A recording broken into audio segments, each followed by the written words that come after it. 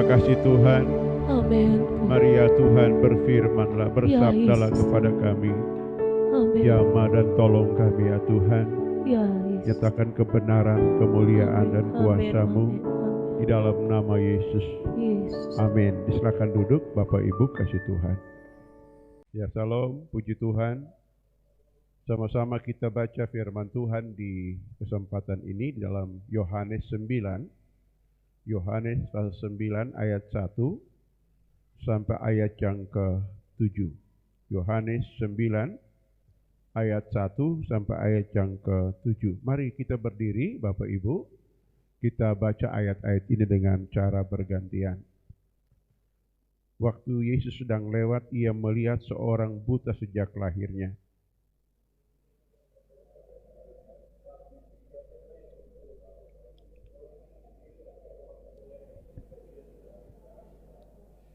Jawab Yesus, bukan dia dan bukan juga orang tuanya, tetapi karena pekerjaan-pekerjaan Allah harus dinyatakan di dalam dia.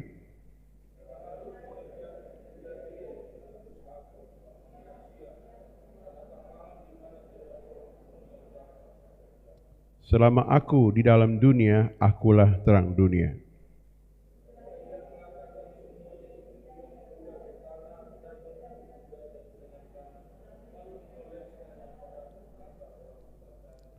Dan berkata kepadanya, pergilah, basuhlah dirimu dalam kolam Siloam. Siloam artinya yang diutus.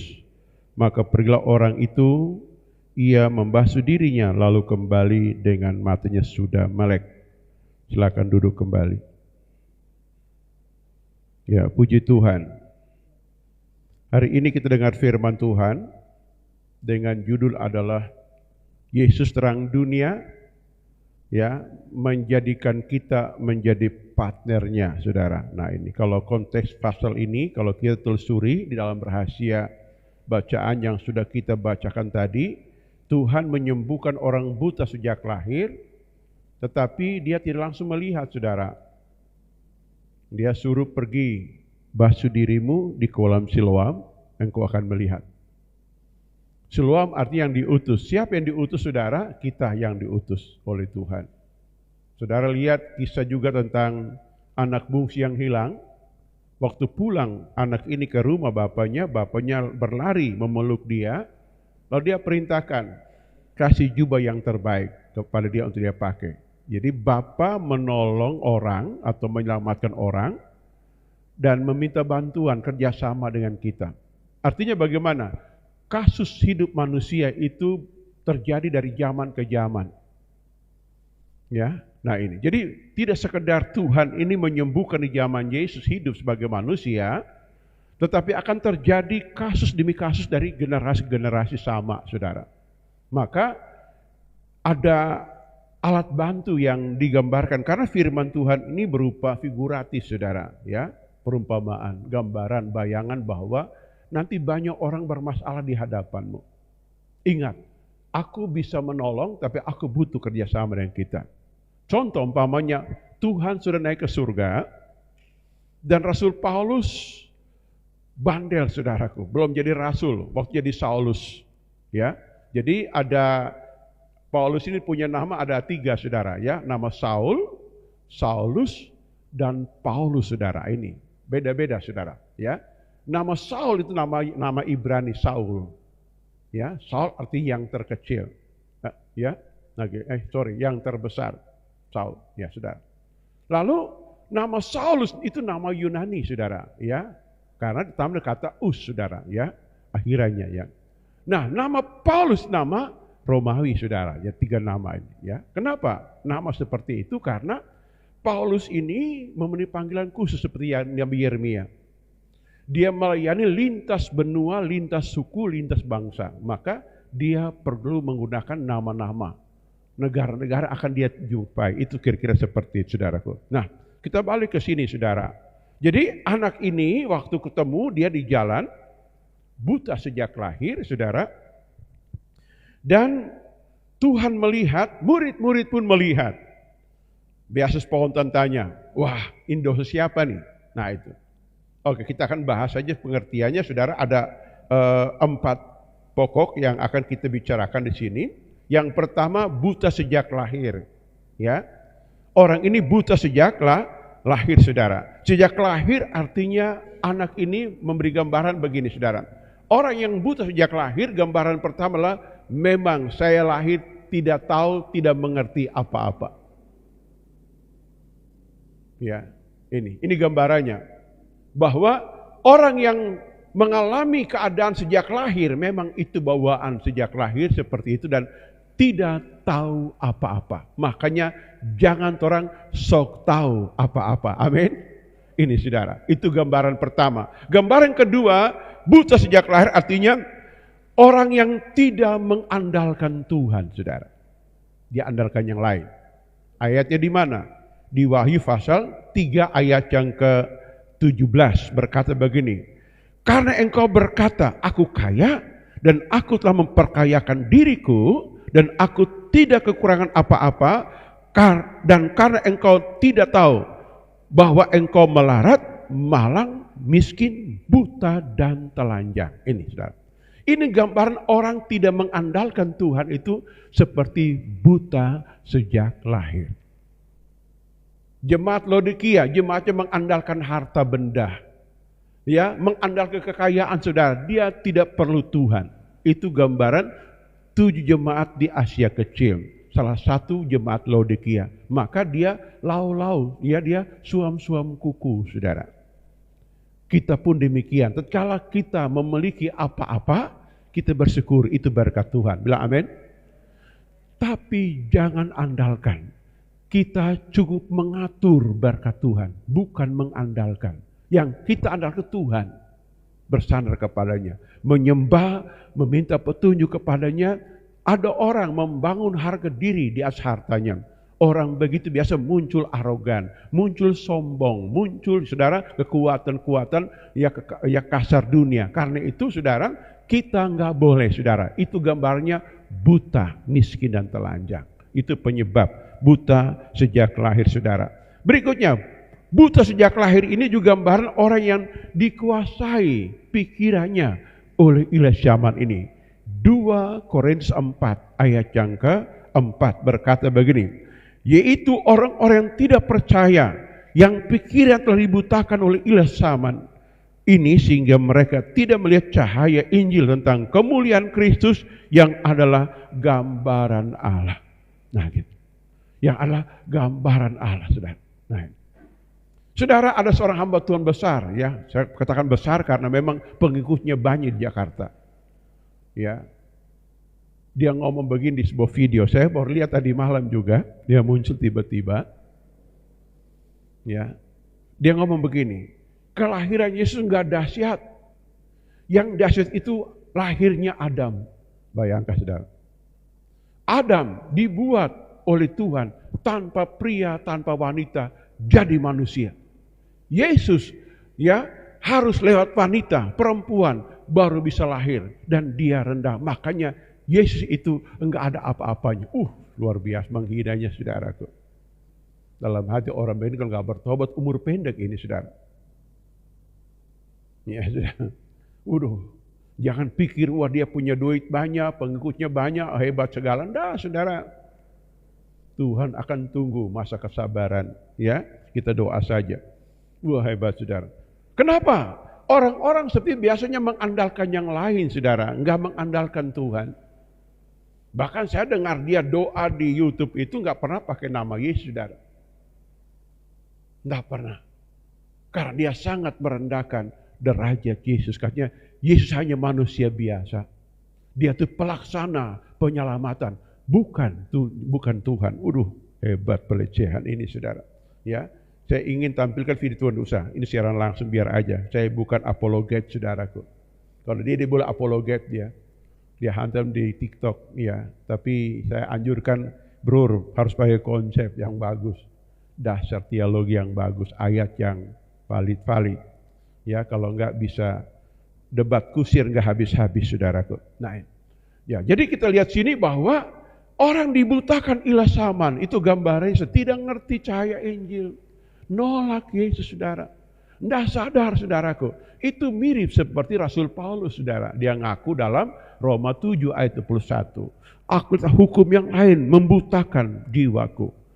Ya saudara, ini saudara ya.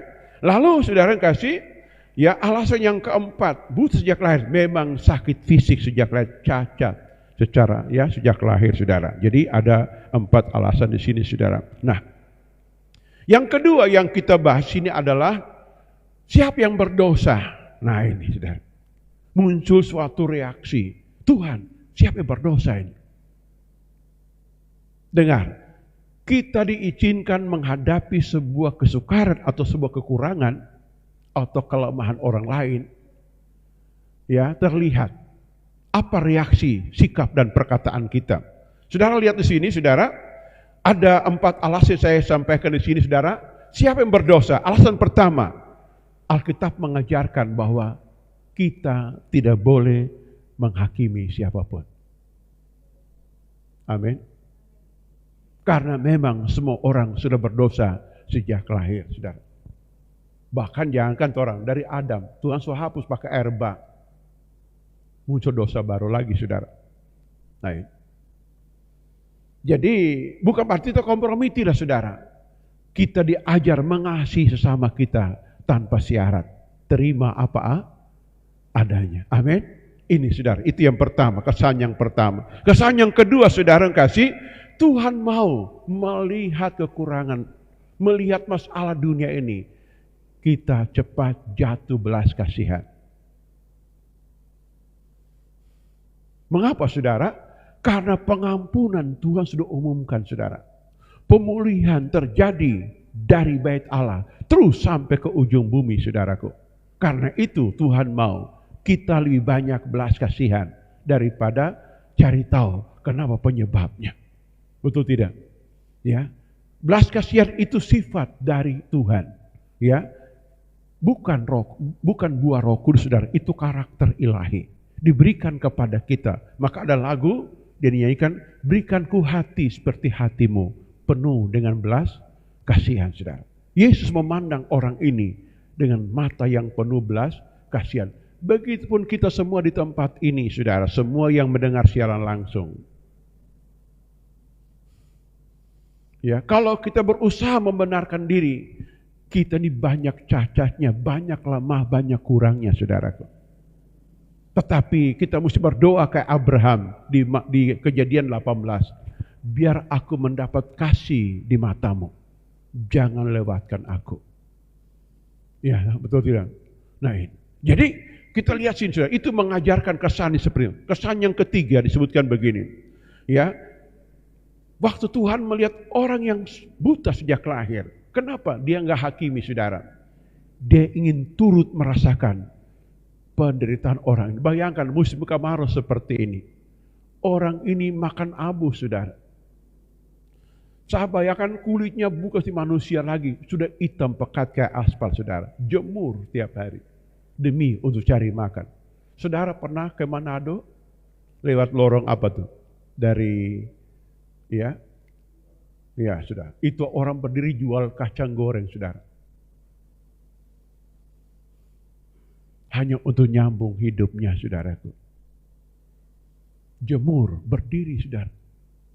Tanpa kenal lelah. Orang ini duduk di pinggir jalan. Melihat rombongan Yesus parade di jalan raya. Yesus melihat di sana sini. Ada seorang di sana butuh perhatian. Orang butuh enggak teriak seperti Bartimeus, enggak diam dari bahasa. Tapi Tuhan tahu. Dengar, masalah kita, walaupun orang lain enggak dengar, enggak tahu, Tuhan tahu. Amin. Tuhan turut merasakan penderitaan kita. Orang enggak teriak, diam. Tapi kenapa Tuhan datang? Justru yang teriak itu murid-muridnya saudara. Siapa yang berdosa antar orang? Itu artinya menggambarkan begini. Saya katakan pada saudara dan saya di hari ini saudara. Masalah hidup kita Tuhan tahu. Amin. Tuhan tahu saudara. Ya. Kita berdoa enggak perlu pakai sikap agamawi yang macam-macam. Tuhan tolong kita susah. Tuhan tahu itu. Dia roh, dia maha hadir. Dia tahu lubuk hati manusia. Ini saudara, perlu menjadi pengertian iman kita saudara. Saya tahu engkau ada di sini. Engkau tahu kesusahan diriku, kesusahan keluargaku, kesusahan masa depanku. Tolong aku Tuhan. Ini prinsip ini kita mesti ngerti saudara. Tuhan turut merasakan saudaraku. Ya. Yang keempat, siapa yang berdosa saudara? Tuhan mau dia turun langsung kita melayani aja. Nggak usah B, nggak usah ya saudara. Layani dulu, tolong dulu orang ini. Itu prinsip dari Tuhan, keselamatannya. Langsung dia turun tangan menolong orang yang buta sejak lahir ini saudara. Begitupun bumi ini saudara. Bumi dibutakan oleh kekuatan roh zaman ini saudaraku. Saudara, kalau kita baca dalam kitab Daniel pasal 2, saya ingat ini kisah ini. Waktu Raja Nebukadnezar mimpi malam-malam. Dia melihat sebuah patung yang besar dan tinggi saudara. Kepala emas, kaki campur besi dan tanah liat. Ya, ada tembaga, ada ini semua dalam mimpi ini. Pagi hari dia lupa mimpi, tapi dia penasaran saudara. Gelisah dalam dirinya, dia ingin tahu apa impian ini saudara. Dengar, seorang pemimpin tanpa mimpi hidupnya bahaya. Dia nggak tahu. Maka saudara lihat, kenapa waktu zaman Yusuf, Fir'aun dapat mimpi tentang 7 tahun kelimpahan, 7 tahun kelaparan. Yakub kok tidak? Nah ini. Apa dampaknya? Karena Yakub nggak dapat mimpi tentang masa depan, yang apa yang terjadi, maka Yakub harus meninggalkan tanah airnya, meninggalkan rumahnya, dan harus menjadi suaka politik di Mesir beratus-ratus tahun sudah bersama anak cucunya. Gara-gara apa? Enggak dapat mimpi dari Tuhan. Nah, Raja Nebukadnezar, tanda kutip, dia raja yang tidak mengenal Tuhan, menghujat Allah, tetapi karena ada Daniel, maka Tuhan menampakkan diri kepada raja, dapat impian patung besar. Lalu semua orang dia kasih dekret, barang siapa yang ya khusus untuk orang-orang pintar, orang-orang pintar di Babel dan sekitarnya, kalau kalian tidak menceritakan mimpiku dan maknanya, kalian akan di bumi hanguskan. Itu dekret yang sangat keras. Muncul seorang anak muda masih mahasiswa, polos-polos, mirip kayak siapa tuh? Si siapa pangku kaki di muka nih? Si Rido, pangku kaki tuan besar, duduk yang manis, kaki turun juga. Nah, saudara, kayak ya, baru masuk mahasiswa baru, begitu, ya. Namanya Daniel, datang kumpul teman-teman, 4 orang saudara. Bikin persetujuan doa. Berdoa mohon belas kasihan kasih sayang Tuhan. Nah, dengar, dalam kesukaran terus bertindak seperti itu. Halo? Maka muncul tengah malam Daniel dapat mimpi yang sama, hikmat yang sama dan plus pengertiannya. Dia ceritakan saudara. Dan anehnya mimpi tersebut saudara tahu, patung yang besar ini digiling hangus oleh batu yang terguling besar. Itu menggambarkan apa Bapak Ibu kasih Tuhan, bahwa ya, dalam impian ini mengajarkan bahwa kita menghadapi masalah pasti turun tangan dan itu pasti selesai. Saya ulangi supaya kita mengerti, masalah apapun yang Tuhan izinkan kita hadapi, kita pasti selesaikan bersama Tuhan. Amin. Enggak ada yang sulit saudara. Itu pengertian ya, poin yang kedua. Poin yang ketiga, Yesus adalah terang dunia. Kalimat yang kita baca tadi, kata terang dunia saudara, terang artinya terbuka, transparan. Itu pengertian yang pertama. Terang artinya saudara yang kasih, hikmat tiada taranya. Itu terang saudara. Allah itu terang, Yesus itu terang saudara. Dia terang dunia. Untuk apa? Menyatakan pekerjaan Bapa di bumi ini. Menyatakan pekerjaan Bapa di bumi ini saudara. Dia terang dunia, menyinari. Ada lagu anak TK atau apa tuh? Kasih ibu kepada bata tak terhingga panjang masa. Terus hanya memberi. Bagai sang surya menyinari dunia. Amin. Tepuk tangan anak PAUD. Haleluya. Nah, hanya memberi, tak harap kembali. Ini saudara, terang surya kebenaran menyinari kita. Surya kebenaran inilah saudara terbit dan menyatakan pekerjaan Bapa kepada bumi ini. Saudara, Tuhan ingin kita mengerti, memahami, saya datang menjadi anak Tuhan. Saya ingin menikmati pekerjaan-pekerjaan Bapa. Tuhan nyatakan kepada bumi ini. Yesus berkata, selama aku di bumi, akulah terang dunia. Berarti kalau Yesus naik ke surga, tidak ada terang lagi. Betul tidak? Tetapi Alkitab berkata begini, pada waktu Yesus telah memuridkan di Matius pasal 5, dia ngomong begini, kamulah terang dunia. Amin. Ada tongkat estafet, saudara. Ya, makanya kenapa pekerjaan Tuhan ada kelas pemuridan, saudara. Ya, kita ini habis umur lah, Tuhan Yesus belum datang, saudara. Belum. Percayalah. Tetapi pekerjaan Tuhan mesti terus berlangsung, saudara. Maka Yesus berkata begini, kamulah terang dunia. Dia muridkan, dia ajarkan, dan dia utus mereka menjadi terang dunia. Tadi Siloam tadi, partner tadi saudara, ada kait-mengkait. Selama aku ada, akulah terang dunia. Terang dunia memberikan contoh melakukan pekerjaan Bapa, saudara. Nanti kita akan lihat cara penyembuhan tadi ya, saudara. Ya, terang dunia menyatakan perbuatan Allah. Terang dunia pengertian kedua adalah terbitnya pengharapan. Nah ini, saya ingat lagi lagu Ambon 1 itu. Bukan nyanyi lagu Ambon, lagu nyanyi di Ambon waktu kerusuhan. Terbitlah pengharapan, tolonglah Tuhanku, kendati jalanku disusah perang. Yesus pedoman hidupku, beri aku menang. Amin. Ulang. Terbitlah pengharapan, tolonglah Tuhanku. Berapa puluh tahun yang lalu, saudara, saya ini dipanggil khotbah di Tobelo. Waktu melayani di kota Ambon, itu masih bayi. Ya, kecil kayak DDP ponakan ng Michael gitu. Umur begitu si Michael. Tapi Michael sudah kelas, masih belum sekolah waktu itu. Saya ingat. Ya. Belum PAUD, belum TK pun, saudara. Ya. Yoel belum ada, belum lahir, saudara. Ya, lalu saya ditelepon dari Tobelo, Pak Pendeta kemari ya,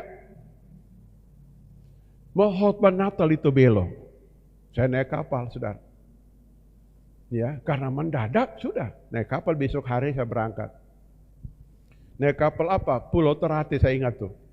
Ya, kapal kayu, ya, lapisan fiber, saudara. Berangkat dari kota Ambon, naik kapal. Sampai di Sanana, bagus-bagus, cuaca bagus, saudara. Ya, dari Sanana ke Dova masih bagus, ya itu. Ya. Pelabuhan Dova, lalu kami mulai keluar pelabuhan Dova, mulai menyeberang. Sampai dekat Pulau Obi, saudaraku, itu ombak angin besar. Ya, sampai papan pintu kapal itu orang masuk keluar tercabut, saudara, dan air masuk, mesin mati di dalam. Waktu jam 8 malam waktu itu. Itu ombak, saudara. Aduh. Saya melihat semua orang berdoa dengan cara agama masing-masing. Ada yang berdoa sopan begini, ini Protestan ini. Ada yang berdoa sambil tinju-tinju, ini Pentakosta ini. Dalam, ada saudara. Ada yang berdoa, ini Katolik, saudara. Macam-macam. Ada yang, ya, sampai kalimat syahadat, saudara. Itu agama Islam, saudara. Macam-macam. Orang muntah kiri kanan, saudara. Mesin mati kapal oleng, saudara. Saya bilang, waduh ini, saudara. Saya cuma berdiri di sebelah ranjang, bukan ranjang tingkat, saudara. Saya berdiri di gambar gitu, bergoyang, saudara. Dalam hati, oh Tuhan, bagaimana? Doa. Saya melihat doa dalam hati tutup mata, lihat ada cahaya muncul, saudara. Dari atas kayak kilat, saudara. Saya bilang, wah ini pasti pertolongan sudah datang dari Tuhan. Betul, ya. Bayangkan dari jam 8 malam sampai jam 12 malam, cahaya muncul, saudaraku. Tuh, muncul. Langsung kapal tenang, saudara. Dan mesin hidup, saudara. Kita bisa berlayar. Terombang-ambing, dan bayangkan berapa? 6, 8, 9, 10, 11, 12, 4 jam, saudara. Terombang-ambing, saudara. Untung enggak angin bawa saudara sampai di Papua sana, saudara. Ini luar biasa. Saya lihat cahaya, wah, saya bilang Tuhan setolong, betul. Sampai saya trauma naik kapal model seperti ini, saudara. Saya bilang nanti balik tuh naik kapal besar saya kalau ini. Saya tunggu kapal kerinci saya biar lihat ombak besar begitu nggak apa-apa, saudara. Dan lihat ini, ya itu kata pengharapan. Aku terang dunia pengharapan, terbit surya kebenaran. Kalau kita berdoa, masih alam roh melihat cahaya muncul, saudara. Itu bukan lihat cahaya jasmani, saudara. Cahaya kemuliaan Tuhan. Ya, kayak orang foto pakai bridge, mendadak bagi saudara. Itu terbit pengharapan. Tuhan intervensi, saudara. Ya, memang masing-masing orang punya kepekaan dalam Tuhan beda-beda. Ada yang mendengar, ada yang merasakan, ada yang melihat, sudah macam-macam, saudara. Tergantung apa yang dia alami dalam hidupnya. Nah ini gambarannya bahwa Tuhan terang dunia itu menggambarkan kata pengharapan terbit di masa-masa kita memerlukannya. Kegentingan yang terjadi. Makanya Tuhan bilang, tenang ini aku. Betul tidak? Itu yang ketiga, saudara. Yang kedua ya, yang ketiga adalah semua masalah harus diselesaikan. Akulah terang dunia. Artinya ada sumber penerang. Ada sumber penerang yang diberikan kepada kita. Ada Tuhan yang menerangi hidup kita, saudara. Makanya kata berkat dalam kitab Ulangan, yang kita bilangannya pasal 6 itu, ya, Tuhan menerangi engkau dengan wajahnya, memberi engkau kasih karunia. Itu kata perintah dari Tuhan kepada imam untuk mengucapkan kata berkat kepada umat Israel, saudara. Nah ini. Sekarang poin terakhir, saudara. Poin terakhir, Yesus menyembuhkan. Nah ini, saudara. Ini menyembuhkannya cara lucu ini, saudara. Cara lucu. Ya, ada beberapa poin saudara yang kasih. Ya, yang pertama dia mengucapkan firman. Nah, dia mengucapkan firman, saudara. Kenapa mengucapkan firman pertama? Karena iman timbul dari mendengar. Firman itu menyelesaikan masalah. Ya, menyelesaikan semua keraguan manusia. Maka yang pertama yang umum dia lakukan adalah menyampaikan firman. Tuhan Yesus berkata kepada kita dalam Matius 10 ayat 7 dan 8. Pergi, beritakan Injil, sembuhkan orang sakit. Nah itu. Jadi Injil beritakan dulu. Jangan orang modal semangat, modal pengalaman, langsung doa, pingin sembuh. Ya, nggak jadi, saudara. Dengar, pengalaman, semangat tidak bisa menolong. Hanya kuasa firman yang bisa menolong. Amin. Maka cara pertama mesti sampaikan janji Tuhan tentang pertolongan itu. Cari dasar Alkitab. Tentang janji Tuhan berhubungan dengan masalah yang kita hadapi. Kebetulan orang ini buta, maka Tuhan pakai dasar terang dunia, melihat, menerima, saudara. Ya, nah ini. Kalau ketemu orang sakit, cari janji Tuhan tentang kesembuhan ilahi.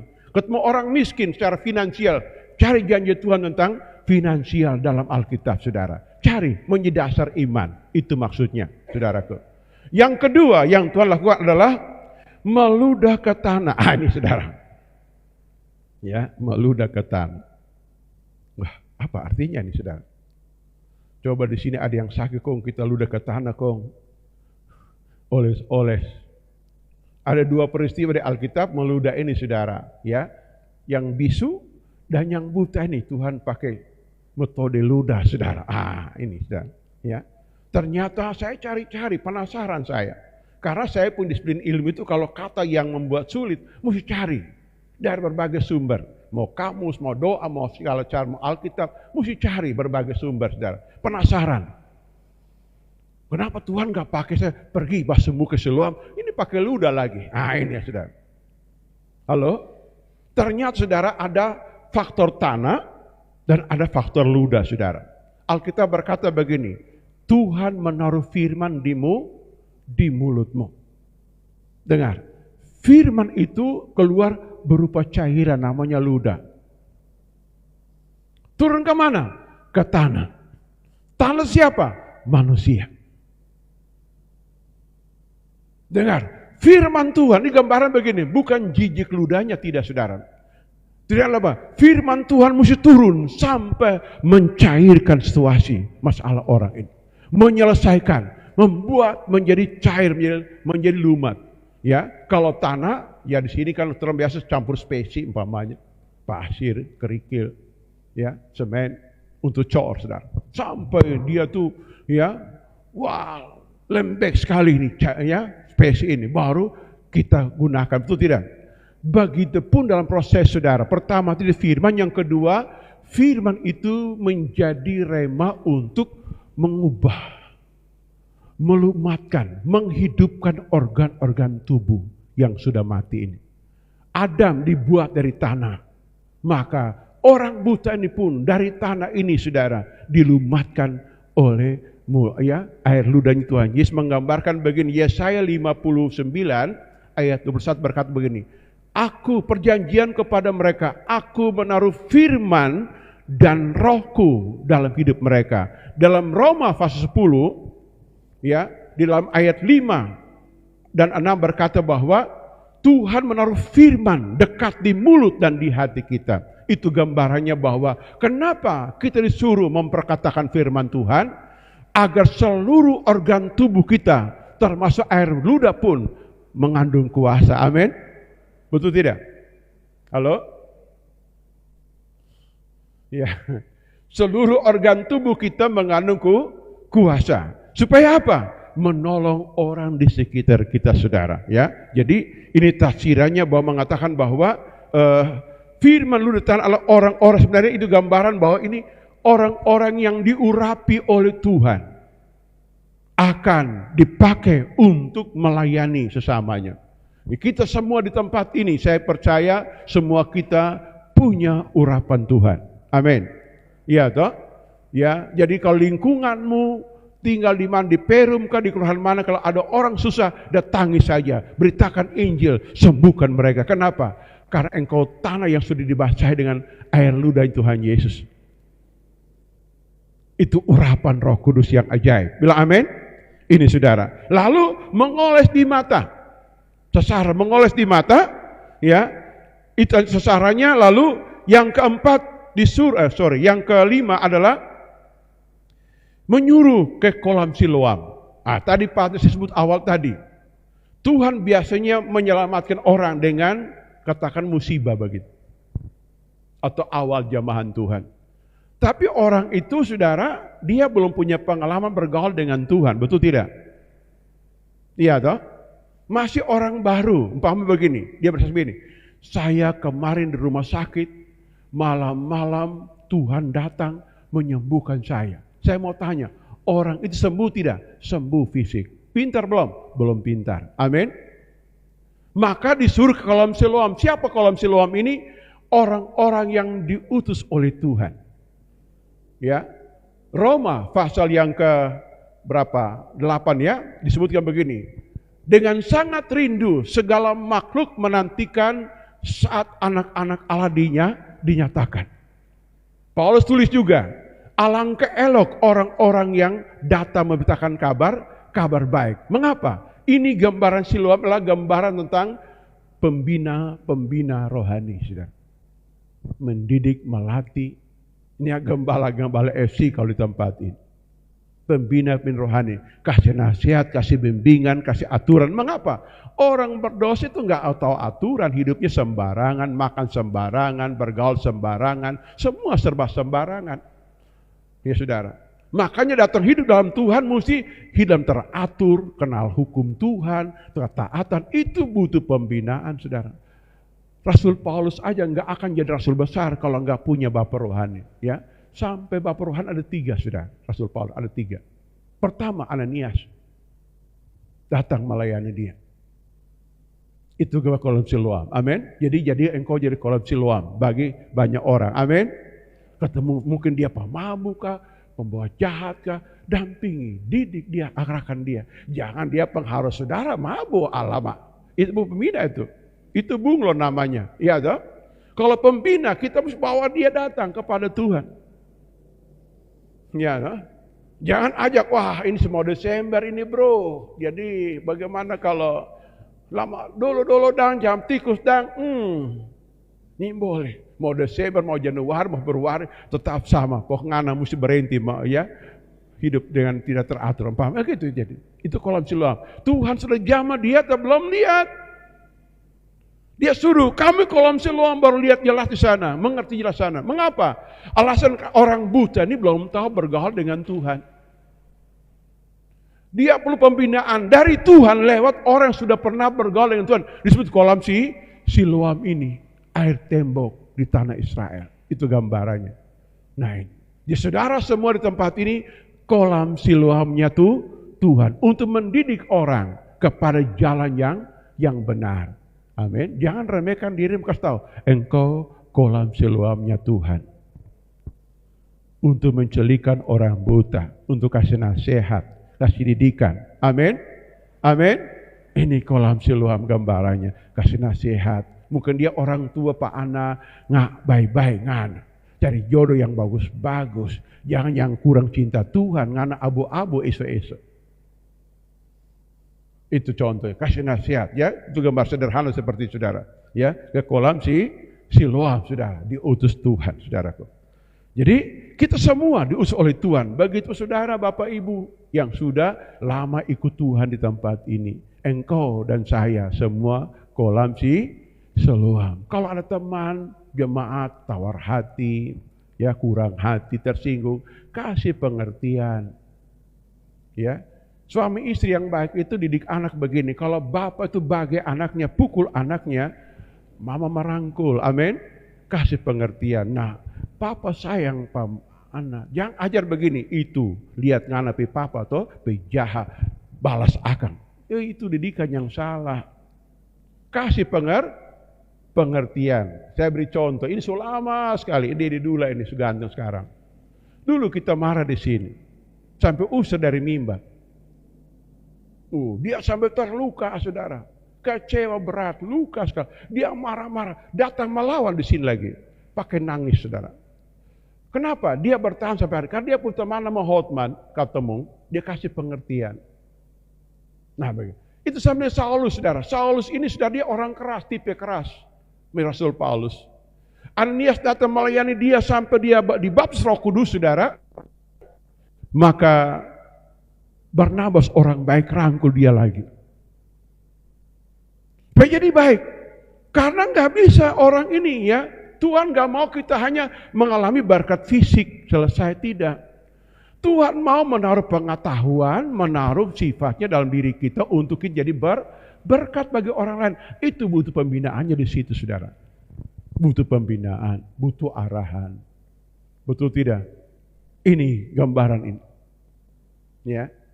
Supaya apa? Orang ini dipakai Tuhan lagi. Bukan sekedar disembuhkan. Orang kayak pengikut Yesus sudah tahu. Yang terima Roh Kudus 120 orang. Pertanyaan saya, yang 5.000 orang makan roti kemana? Tuhan kasih makan. 5.000 orang makan roti di Matius pasal 14. Kemana ada orang? Waktu pencurahan Roh Kudus. Enggak ada seorang pun, sudah. Mengapa? Waktu habis makan Tuhan suruh begini, pulang. Pulang ngoni. Langsung pulang. Terjadi begitu. Ini model ini, saudara, mau jadi orang rohani? Tidak bisa. Saudara lihat Elisa karena dipakai Tuhan dahsyat, saudara. Elia bilang, kamu tinggal sini, aku mau ke sana. Tidak, kita mau ikut, Ya, dia bilang, kamu tinggal di Betel, saya mau ke sana. Oh, enggak, kita mau ikut. Kamu di sini, kita mau ke Cerbang Yordan, kita mau ikut. Ayam begini mau dipakai Tuhan, hebatnya orang begini. Ya, menerima penolakan, tapi tetap penasaran. Nah, gini dipakai Tuhan. Zaman sekarang orang mau dipakai Tuhan. Dimarahin, tersinggung, lari 1000 kaki, ya nggak akan bisa, saudara. Nggak akan bisa. Ya, Tuhan Yesus pernah ngomong pada murid-murid begini, kau mau meninggalkan aku juga kah? Apa jawab Petrus? Tidak. perkataan tentang hidup yang kekal. Kita mau jalan sama-sama. Ini saudara. Itu luar biasa saudara. Jadi penolakan itu bukan apa-apa. Menguji bagaimana kita cinta Tuhan atau tidak. Kalau orang cinta Tuhan, tantangan apapun, ya, ada orang bilang biar lapar anjing lah, tetap kita mau iring Tuhan. Yang gini mau dipakai Tuhan. Tuhan akan bertanggung jawab untuk memelihara kita. Amin gak? Tetapi datang masalah, kurang minum mengeluh, kurang makan mengeluh, ya, kurang tidur mengeluh, ya. Kekanak-kanakan saudara, sulit saudara. Ini mesti di kolam Siloam lama-lama, berandam terus di kolam Siloam. Mestinya satu kali masuk kolam Siloam langsung jadi dewasa gitu, amin. Langsung lihat begitu, langsung pintar, langsung cerdas begitu. Ini contoh-contoh. Ya, jadi Saulus ini saudara, baperannya ketiga apa? Jemaat Antioquia. Jadi pertama Ananias, yang kedua Barnabas, yang ketiga Jemaat Antioquia. Mengcover Paulus sampai Roh Kudus ngomong, khususkan Saulus dan Barnabas untukku. Mereka diutus pergi memberitakan Injil, merubah benua Asia, benua Eropa untuk kerajaan Allah. Hebat orang-orang begitu. Ya, toh? Begitu. Ya. Kita buka sekolah, ada seorang ibu datang sini. Dia bilang, ya kita pikir sekolah di gereja, di Tendeki, jauh leh. Dalam hati orang dari area Madinah tempat belajar nggak tinggi di mana-mana bilang nggak bisa pergi, ya baru mau dididik nggak begitu, mau bagaimana melayani Tuhan? Sudah jangan usah, buang waktu saya. Ya sudah. Jadi kalau kita punya tekad kuat untuk Tuhan, aduh, saya bilang ini orang yang disebut punya panggilan Tuhan. Kalian tadi dipanggil-panggil saudara, ya. Nggak bisa saudara. Ya kita mau bangkit. Ini gambarnya. Orang buta sejak lahir tapi ketemu Tuhan. Nasib berubah. Amin. Kenapa? Karena ada Yesus, ada kolam Siloam menjadi penyelamat. Amin. Siapa sih menjadi kolam Siloam untuk menyelamatkan orang-orang buta di sekitarmu? Halo. Ya ini bukan buta jasmani saja saudara. Yang perlu buta pengetahuan, buta saudara rohani, buta hal-hal yang ilahi saudara. Ini perlu kita bina dengan sabar, dengan penuh dedikasi, ya penuh pengorbanan. Waduh, saudara, ini jangan terengkalah dengan siapa? Putri Fir'aun, saudara. Putri Fir'aun mendidik Musa sampai menjadi putra mahkota, menjadi nabi besar, saudara. Putri Fir'aun punya hati memandang wajah Musa masih bayi 3 bulan, ya di apa tuh? Di apa? Bukan perahu atau apa tuh? Ya tempayan loyang gitu yang kasih anyut. Mungkin kayu sepangat zaman kuno, belum ada zaman plastik, ya kayu yang dipahat atau apa rakit gitulah kecil. Lihat, wah elok anak ini, yang dibunuh ini pasti orang Ibrani ini. Udah jaga saudara, Putri Fir'aun jadi panti asuhan. Halo, panti asuhan saudara. Ya, orangnya satu, namanya Musa. Berapa tahun dia jaga? 40 tahun. Berapa biaya dia kasih? Banyak biaya dia kasih untuk makan, minum, pelihara anak ini. Saudara tahu, 40 tahun kemudian Musa menjadi nabi besar. Bayangkan. Kalau engkau dan saya jadi kolam Siloam, suka menjaga, memelihara orang. Esok-esok jadi orang besar. Kira-kira engkau diberkati, jangan harap dia mau tolong, balas budi nggak perlu. Apa yang kita buat Tuhan akan berkati kita. Amin. Karena Tuhan berjanji begini, apapun yang kau kerjakan pada saudara yang paling hina, engkau tidak berbuat pada manusia kepada Tuhan. Hebat kolam Siloam. Ya, mari kita mengerti seperti ini, menjadi kolam Siloam bagi orang-orang yang memerlukan atau bagi orang yang suruh ke sana aja. Ya, ini ada Oma Hento di belakang sana. Dulu Oma Hento kita ingat. Beliau sakit terus. Sakit-sakit beliau ini. Lalu beliau bersaksi, dia bilang begini, kita doa sampai tiara tengkurap di lantai. Ya, karena beliau tuh dulu paling rajin ikut doa puasa dan pelayanan di sini. Nah, jadi beliau bersaksi begini, saya dengar suara bilang begini, datang ke gereja itu, nanti hamba Tuhan mendoakan engkau. Saudara. Betul, beliau datang kemari, dijamah Tuhan di tempat ini, ditolong Tuhan. Sehingga beliau bawa saya ke kebun di sana, Madidir sana. Sekarang jalan di dekat jalan tol situ. Ya, beliau kasih pohon amu bikin itu kap gereja di atas, kayu pohon amu. Ya. Saudara lihat, kalau kita memberi diri, mempersiapkan diri jadi kolam Siloam, Tuhan akan utus orang-orang untuk kita layani. Amin. Orang akan susah. Mereka berjumpa lihat mimpi, lihat doa di rumah ke orang buta di pinggir jalan ini. Tuhan akan ngomong ke Bapak itu, ke Bapak Elias, ke Pak Peter, ke Pak Oken di sana, ya, ke Ibu siapa lagi, ke Ibu Meske, ke mana-mana sudah, ya, ke Ibu Ica jangan lupa ke sana. Dia akan didik engkau, dia akan bimbing engkau. Sama saudara. Kenapa Tuhan ngomong pada Elia, ke Sarfat ada seorang ibu aku siapkan untuk melayani kamu. Saudara tahu, itu Tuhan yang pun siapkan. Orang semua. Tuhan siapkan, jangan orang mengeluh. Kok tidak melayani? Enggak, siapkan diri Tuhan. Beri aku hatimu, beri aku hikmatmu, beri aku kemampuan untuk melayani. Saudara, Tuhan akan bikin sibuk orang 24 jam. Betul. 24 jam, jangan kasih mati HP saudara. HP-mu akan bunyi, orang telepon, tolong aku, tolong anakku kerasukan, tolong mengganggu setan, tolong ini ada masalah, engkau akan disiapkan untuk melayani. Itu namanya kolam Siloam. Kalau istilah rumah sakit rujukan, saudara, amin. Ya, rumah sakit rujukan. Ya, sini ya, ke sana, ke Malalaya nih, nanti hubung dokter ini nih, itu sama, begitu. Kasih tahu. Engkau adalah pelayan rujukan Tuhan Yesus. Amin. Ya rujukan. Amin. Tuhan akan tangkap orang. Tuhan bawa ke sana. Kolam Siloam. Ke sana engkau akan melihat baik-baik. Engkau akan mengerti baik-baik. Engkau akan dewasa bagus-bagus. Engkau akan dipakai Tuhan di sana. Pokok sampai sana kolam Siloam. Halo. Amin. Bisa mengerti? Maka Tuhan itu paling gak suka orang hidup di zaman akhir itu mengasihi diri sendiri, saudara. Gak suka. Apalagi mengandalkan diri. Buta nanti. Tuhan, biar aku mengandalkan engkau. Berkati usahaku, tolong usahaku. Aku terus mengandalkan engkau. Tuhan pakai aku untuk melayani pekerjaan Tuhan, saudara. Amin.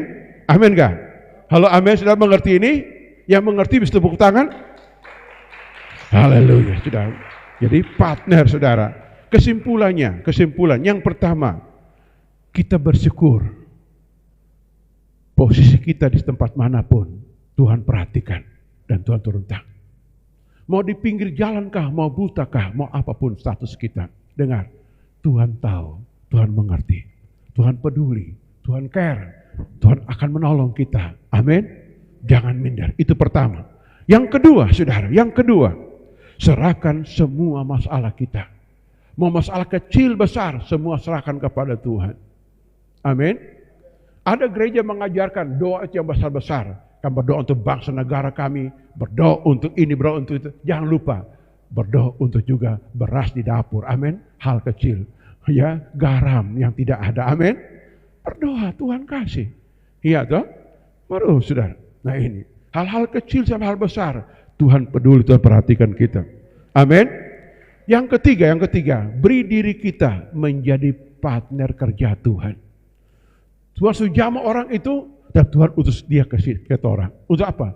Untuk didik dia, buat dia mengerti tujuan hidupnya, panggilannya, sifatnya, kemuliaan Tuhan, dan mengenal Tuhan dan takut akan Tuhan, dan turut serta melayani pekerjaan Tuhan. Yang keempat, gunakan hal yang sederhana untuk melayani dia. Ya, Tuhan pakai tanah di muka, enggak pakai metode aneh-aneh, saudara.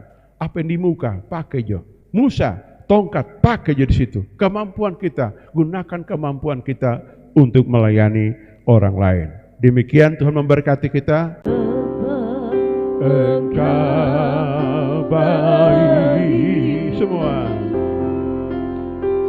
Bapa, Engkau baik. Kau selalu baik.